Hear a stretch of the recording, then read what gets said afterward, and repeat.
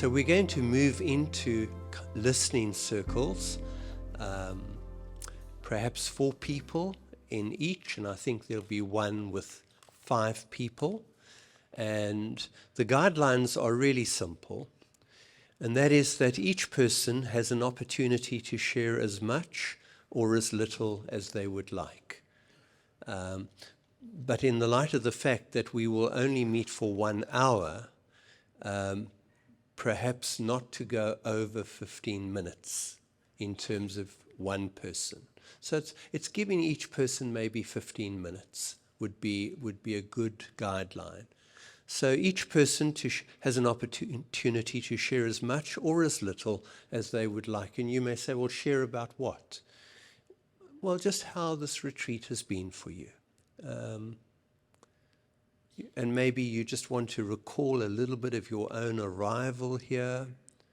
The lane of the altar, the time yesterday evening as we looked at the retreat house and as we looked at the Ignatian flavor of this retreat. And then since this morning, we've been on a bit of a journey, rejoicing in our uniqueness. And we've kind of moved through the day, our last session attending to our uniqueness, and in the middle blossoming into our uniqueness. So, how is the day? You've been engaged in exercises. Hopefully you've made a few notes, and it would be really good to perhaps just share as much or as little as you would like. It would be helpful when you share to use I language rather than you language. And this is I find quite difficult to instill in people, that when you share your experience, to take responsibility for it and to stay with the personal pronoun I. And just to be careful of not moving into you.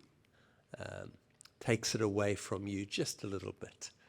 And you may like to help each other as a group with that and get permission to blow the whistle as soon as you move from I to you.